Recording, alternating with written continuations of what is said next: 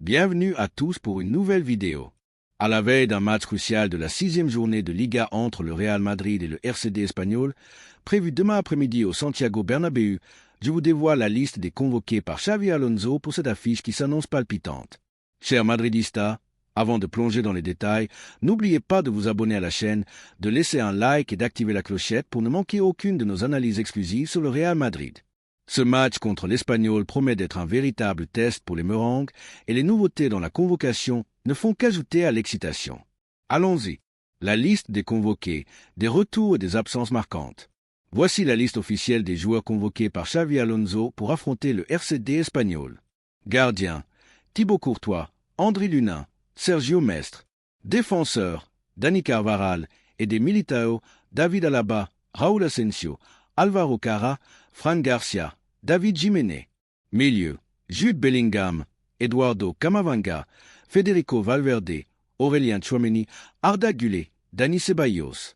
Attaquant, Vinicius Junior, Endrick, Kylian Mbappé, Rodrigo Goes, Gonzalo Garcia, Brahim Diaz, Franco Mastantuono.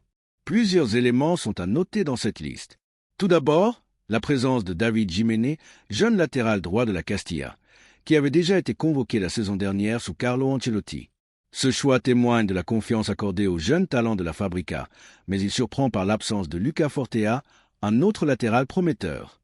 Cette décision de Xavi Alonso est intrigante, car Fortea semblait être une option crédible pour pallier les absences en défense. Ensuite, le grand retour d'Endrick dans la convocation est une excellente nouvelle. Le jeune attaquant brésilien, qui a surmonté 2 blessures musculaires depuis mai 2025, retrouve enfin le groupe après avoir participé pleinement à l'entraînement de jeudi. Bien qu'il ne semble pas encore prêt à débuter, sa présence dans la liste est un signal positif. Son retour sur les terrains n'est qu'une question de temps et il pourrait grappiller quelques minutes face à l'Espagnol, renforçant ainsi la profondeur offensive du Real Madrid. Cependant, l'équipe reste marquée par des absences importantes. Ding Huysen, suspendu après son carton rouge controversé contre la Real Sociedad, ne sera pas disponible, tout comme Ferland Mendy, Antonio Rudiger et Trent Alexander-Arnold, toujours en phase de récupération. Ces absences obligent Xavi Alonso à recomposer sa défense, un défi tactique de taille face à une équipe de l'Espagnol en grande forme. L'Espagnol, un adversaire redoutable en ce début de saison. Parlons maintenant de l'adversaire. Le RCD Espagnol, sous la direction de Manolo González, a surpris tout le monde avec un début de saison remarquable. Avec 10 points en 4 matchs, les Pericos occupent la 3e place de la Liga, à égalité avec le FC Barcelone et devant des équipes comme l'Athletic Bilbao, Villarreal et l'Atlético de Madrid. Ce départ canon, marqué par une victoire impressionnante contre l'Atlético, 1-0, dépasse largement les attentes pour une équipe qui luttait pour son maintien lors de la dernière journée de la saison précédente. Selon AS, l'Espagnol affiche une solidité défensive remarquable et une capacité à exploiter les contres rapides, portés par des joueurs comme Xavi Puado et Álvaro Garcia. Cependant, l'équipe catalane devra elle aussi composer avec des absences. Per Mila est suspendu, Brian Olivon est blessé au mollet, et José Grajera est incertain en raison d'un problème musculaire. Ce match s'annonce donc loin d'être une formalité pour le Real Madrid. Comme le montrent les statistiques des confrontations récentes, voir le tableau dans la carte sportive ci-dessus, le dernier affrontement entre les deux équipes, le 21 septembre 2024, s'était soldé par une victoire 4-1 du Real Madrid au Bernabéu. Mais ce score flatteur masque une réalité. L'Espagnol menait 1-0 jusqu'à l'heure de jeu, avant que Dani Carvajal, Rodrigo, Vinicius Junior et Kylian Mbappé, sur penalty, ne renversent la situation. Ce précédent rappelle que l'Espagnol peut poser des problèmes, surtout s'il adopte une approche défensive compacte et cherche à exploiter les erreurs madrilènes. Avec 31 tirs et 73% de possession pour le Real lors de ce match, la domination était évidente, mais la résistance initiale des Pericos avait mis les Merengues en difficulté. Demain, Xavi Alonso devra s'assurer que son équipe reste concentrée dès le coup d'envoi pour éviter un scénario similaire. Les défis tactiques de Xavi Alonso. Les absences en défense limitent les options de Xavi Alonso, mais la convocation offre tout de même des solutions intéressantes. Voici la composition probable que je vois pour demain. Gardien, Thibaut Courtois, indiscutable dans les cages, surtout après ses performances héroïques contre Marseille en Ligue des Champions. Défense, Dani Carvajal à droite, Álvaro Carrà à gauche et une charnière centrale composée d'Eder Militao et Raúl Asensio. Bien que David Alaba soit une option, je pense qu'Alonso privilégiera Asensio, comme il a laissé entendre lors du match amical contre le Tyrol cet été. La présence de David Jiménez dans la convocation pourrait également offrir une solution de rechange en cas de besoin. Milieu. Federico Valverde, Aurélien Tchouaméni et Arda Güler devraient former le trio, avec la possibilité pour Jude Bellingham ou Eduardo Camavinga d'entrer en second mi-temps pour grappiller des minutes. Bellingham, en phase de retour après sa blessure, est attendu à 100% pour le derby contre l'Atlético dans une semaine, comme l'indique AS. Attaque. Kylian Mbappé et Vinicius Junior sont des certitudes, mais le choix de l'ailier droit reste incertain.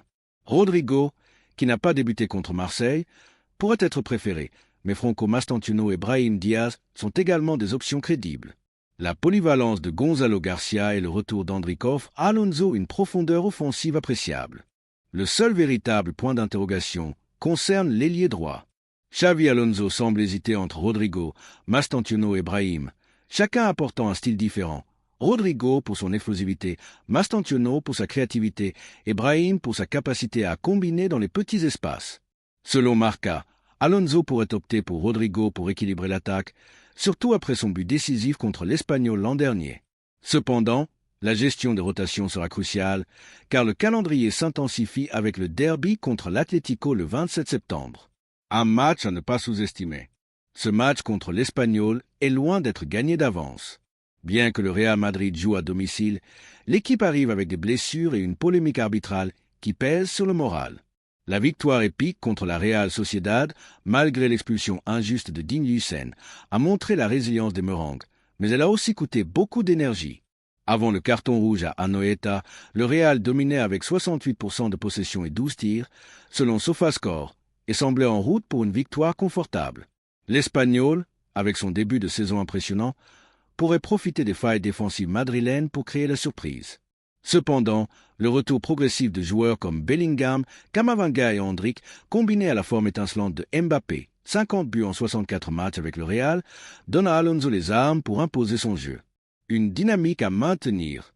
Le Real Madrid, invaincu en Liga et fort de sa victoire 2-1 contre Marseille en Ligue des Champions, doit capitaliser sur cette dynamique pour distancer ses concurrents. Avec 12 points en 5 matchs, les Merengues sont à 2 points de l'Espagnol et du FC Barcelone.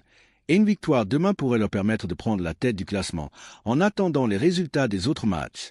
Ce duel face à l'Espagnol est également une occasion de préparer le derby contre l'Atlético, un rendez-vous crucial où Bellingham et Camavinga seront attendus à leur meilleur niveau. Votre avis compte. Que pensez-vous de cette convocation et du match à venir? Croyez-vous que le Real Madrid saura surmonter les absences pour dominer l'Espagnol, ou craignez-vous un match piège face à une équipe en confiance? Qui devrait occuper le poste d'ailier droit selon vous? Rodrigo, Mastantuono ou Brahim? Et que dire du retour d'Endrick et de Bellingham? Partagez vos analyses dans les commentaires et n'oubliez pas de liker, de vous abonner et d'activer la clochette pour suivre toute l'actualité brûlante du Real Madrid. Ce match s'annonce passionnant et la saison 2025 à 2026 promet déjà des émotions fortes. Nous sommes à la veille d'un match crucial de la 6e journée de Liga qui verra le Real Madrid accueillir le RCD espagnol au Santiago Bernabéu demain après-midi. Dans cette vidéo, nous allons décortiquer la composition probable de l'équipe, les choix tactiques de Xavi Alonso et les enjeux de ce match face à un adversaire en grande forme. Mais avant tout, chers madridistas, n'oubliez pas de vous abonner à la chaîne, de laisser un like et d'activer la clochette pour ne manquer aucune de nos analyses exclusives sur le plus grand club du monde. Ce match s'annonce passionnant, avec des retours attendus, des absences critiques et une polémique arbitrale qui continue de faire parler. Allons-y. Les choix défensifs de Xavi Alonso, un puzzle à résoudre. Commençons par la défense, où Xavi Alonso doit composer avec des absences majeures. Digne Hussein, suspendu après son carton rouge controversé contre la Real Sociedad, manquera ce match, tout comme Ferland Mendy, Antonio Rudiger et Trent Alexander-Arnold, toujours en phase de récupération. Ces absences limitent les options de l'entraîneur basque, qui doit reconstruire une charnière centrale solide face à une équipe de l'Espagnol en pleine confiance. Selon AS, la défense probable alignée demain sera composée de Dani Carvajal au poste de latéral droit, Alvaro Cara à gauche et Eder Militao associé à Raúl Asensio en charnière centrale. Le choix de Raúl Asensio plutôt que David Alaba mérite une attention particulière. Alaba, malgré son expérience et son retour de blessure, semble être dans une sorte de limbo positionnel, comme l'a souligné l'auteur de la vidéo. Lors du match amical contre le FC Tirol cet été, Alonso a testé Alaba en tant que milieu défensif, une position qu'il avait déjà occupée lors d'un autre amical contre Leganés à Valdebeba. Ces expériences suggèrent que l'entraîneur n'est pas encore convaincu de la meilleure façon d'utiliser l'Autrichien. Avant ses blessures, Alaba était reconnu pour sa qualité de relance, son intelligence tactique et sa capacité à défendre efficacement tout en apportant une touche technique. Cependant, ses récentes blessures, notamment une rupture des ligaments croisés en décembre 2023, ont soulevé des questions sur sa solidité physique actuelle, particulièrement en défense. Alonso semble hésiter à le repositionner comme pivot défensif ou à l'utiliser dans un système à 3 défenseurs, une configuration qu'il pourrait envisager à l'avenir mais qui semble peu probable pour demain. Raúl Asensio, en revanche, gagne progressivement la confiance de l'entraîneur. Apparu pendant une vingtaine de minutes contre la Real Sociedad et l'Olympique de Marseille, Asensio s'impose comme une option fiable, surtout dans des matchs où la solidité défensive est cruciale. Lorsque Huysen, Rudiger ou Alexander-Arnold reviendront, Asensio pourrait perdre sa place, mais pour l'instant, il semble avoir une longueur d'avance sur Alaba. L'absence de Huysen est particulièrement problématique, car le jeune néerlando-américain apporte une qualité de relance et une capacité avancée avec le ballon qui font défaut à Asensio. Selon SofaScore, Huysen affiche un taux de passe réussi de 89% et une moyenne de 3,2 ballons récupérés par match cette saison, des statistiques qui soulignent son importance dans le système d'Alonso. Asensio, plus classique dans son style, privilégie la rigueur défensive mais manque de la créativité que Huysen apporte à la sortie de balle. Cette différence pourrait influencer la fluidité du jeu madrilène demain, surtout face à un Espagnol qui risque d'adopter une approche compacte en défense. Le milieu de terrain, stabilité et rotation mesurée. Au milieu de terrain, Xavi Alonso devrait s'appuyer sur un trio désormais bien rodé, Federico Valverde, Aurélien Tchouaméni et Arda Güler. Ce trio, qui a fait ses preuves lors des derniers matchs, a l'énergie, discipline tactique et créativité. Valverde, avec sa capacité à couvrir le terrain et à casser les lignes, est le moteur de l'équipe. Tchouaméni, solide dans la récupération, apporte l'équilibre nécessaire, tandis que Güler, en pleine ascension, ajoute une touche de magie avec ses passes incisives et sa vision du jeu. Selon Marca, Güler a délivré une passe décisive et créé 2,1 occasions par match en moyenne cette saison, des chiffres impressionnants pour un joueur de 20 ans. Cependant, la question des rotations se pose, surtout après l'effort intense fourni contre Marseille en Ligue des Champions.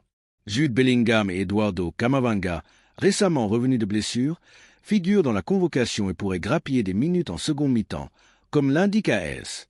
Bellingham, attendu à 100% pour le derby contre l'Atlético le 27 septembre, pourrait entrer si le score est confortable, par exemple un 3-0, mais il est peu probable qu'il débute. Camavinga, de son côté, pourrait également bénéficier de quelques minutes pour retrouver le rythme, mais Alonso devrait éviter de prendre des risques avec un joueur qui sort d'une entorse à la cheville. Dani Ceballos, autre option au milieu, pourrait être utilisé pour faire souffler Valverde ou Tchouaméni, mais le trio titularisé contre Marseille semble avoir la préférence de l'entraîneur pour ce match. L'attaque, Vinicius de retour, mais qui à droite? En attaque, Kylian Mbappé est l'homme en forme, avec 50 buts en 64 matchs depuis son arrivée au Real Madrid, dont un doublé contre Marseille en Ligue des Champions. Il est l'intouchable de l'équipe, autour duquel Xavi Alonso construit son système offensif. Vinicius Junior, après avoir été remplaçant contre Marseille, devrait retrouver sa place sur l'aile gauche. Contrairement aux rumeurs de tension avec Alonso, relayées sur les réseaux sociaux et démenties par Marca, il n'y a aucun conflit entre le joueur et l'entraîneur. Alonso semble adopter une approche pragmatique. Il traite Vinicius comme un joueur parmi d'autres, sans lui accorder de privilèges particuliers, malgré son statut de star. Cette philosophie, qui contraste avec l'époque Ancelotti où Vinicius était souvent intouchable, reflète la volonté d'Alonso de privilégier l'équilibre collectif et les rotations. Selon AS, Vinicius affiche une moyenne de 0,6 buts ou passes décisives par match cette saison, et sa capacité à déstabiliser les défenses sera cruciale face à l'Espagnol. Le véritable point d'interrogation concerne l'aile droite. Rodrigo Goes, qui n'a pas débuté contre Marseille, part favori pour occuper ce poste, surtout après son but contre l'Espagnol l'an dernier. Cependant, Franco Mastantuono et Brahim Diaz sont des alternatives crédibles. Mastantuono, jeune prodige argentin, apporte une créativité unique, tandis que Brahim excelle dans les combinaisons dans les petits espaces. Gonzalo Garcia, autre option offensive, pourrait également prétendre à des minutes, surtout si Alonso décide de reposer Mbappé à un moment donné. Endrick, de retour dans la convocation, n'est pas encore prêt à débuter, mais sa présence sur le banc est une excellente nouvelle pour la profondeur de l'effectif. Un match piège face à un Espagnol en confiance. Ce match contre l'Espagnol s'annonce comme un véritable test pour le Real Madrid. Les Pericos, troisième de la Liga avec 10 points en 4 matchs, ont surpris tout le monde avec des victoires contre l'Atlético de Madrid et Majorque. Selon SofaScore, l'Espagnol affiche une moyenne de 1,8 buts par match et une solidité défensive notable avec seulement 3 buts concédés. Leur capitaine, Javi Puado, est en forme, avec 2 buts et une passe décisive cette saison, et leur organisation tactique sous Manolo González pourrait poser des problèmes au Real, surtout en l'absence de Yücen. Le précédent match de septembre 2024, remporté 4-1 par le Real Madrid, montre que les Merengues ont les moyens de dominer, mais l'Espagnol avait tenu tête pendant une heure grâce à une défense compacte et un but contre son camp de Courtois. Avec 31 tirs et 73% de possession pour le Real lors de ce match, selon FlashScore, la domination était claire, mais Alonso devra s'assurer que son équipe reste efficace dès le début pour éviter un scénario similaire. La philosophie de Xavi Alonso, égalité et rotation.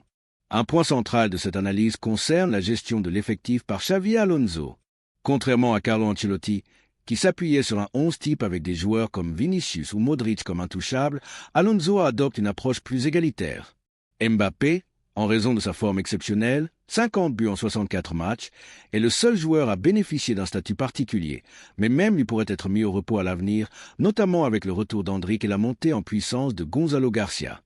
Pour Vinicius, souvent remplacé ou laissé sur le banc, comme lors du match contre Oviedo où il a marqué et délivré une passe décisive en 27 minutes, il n'y a pas de punition ou de conflit, comme certains l'ont spéculé sur les réseaux sociaux.